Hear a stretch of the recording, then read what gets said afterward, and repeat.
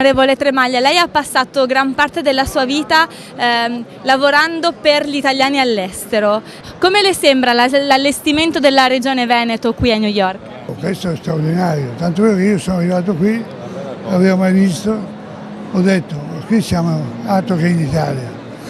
Italia, i prodotti italiani, poi questa forza veneta. Le celebrazioni per l'anniversario della scoperta dell'America volgono ormai al termine ed è questo il momento dei primi bilanci di chi ha lavorato ininterrottamente, non solo nelle ultime 2 settimane, per rendere protagoniste a New York le eccellenze venete. Sì, credo che qui sia stato fatto un ottimo lavoro, una presenza significativa in uno dei posti più iconici di New York, Grand Central Station, dove passano più di 500.000 persone al giorno, quindi credo per la regione sia veneta sia stata un'ottima opportunità eseguita in maniera molto professionale. Credo che noi abbiamo creato un'italianità differente da quella che era conosciuta prima in America. Noi come Venezia Marketing ed Ente abbiamo aderito alla richiesta della Regione di partecipare a questo progetto e siamo venuti qua portando l'eccellenza di Venezia, partendo dalle manifestazioni che noi organizziamo, quindi il Carnevale, il Redentore, la regata storica,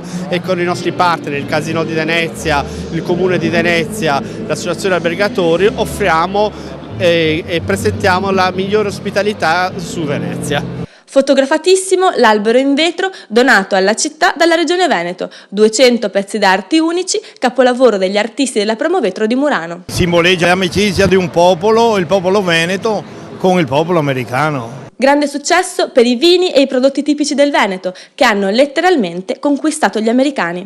Non poteva mancare il Prosecco di Valdobbiadene, questo vino che ha un grande successo negli Stati Uniti, in totale controtendenza rispetto a quello che è il mercato dei vini in questo paese. Pensate che lo champagne sta calando quasi il 30-40% e il Prosecco cresce, quindi un successo che va portato in palmo di mano anche in queste situazioni. Un successo su tutta la linea, insomma, che apre le porte a una nuova e proficua intesa tra i 2 paesi, sia dal punto di vista culturale che economico.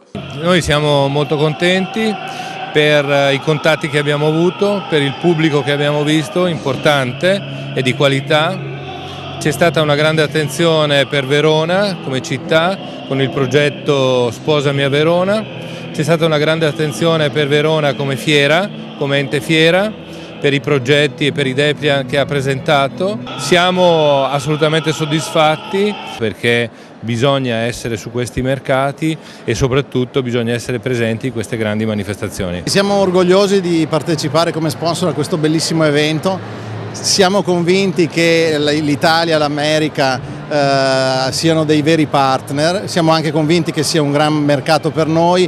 Noi come Fiera di Vicenza ci siamo con il nostro Vicenza Oro e siamo presenti da anni in questo mercato, lo siamo anche con una pubblicazione che presentiamo in questi giorni proprio sul turismo nel Veneto, e quindi diciamo che tutto questo rientra pienamente in quello che noi vogliamo fare anche nel futuro. Gli italo-americani amano il Veneto, amano gli italiani e abbiamo fatto la nostra figura perché siamo presenti, come avete visto, nella stazione centrale, però anche nella sfilata con la grande bandiera del Leone Veneto di San Marco siamo stati riconoscibili in tutte le forme, quindi è stato un momento importante e credo che sarà anche da potenziare nel prossimo futuro.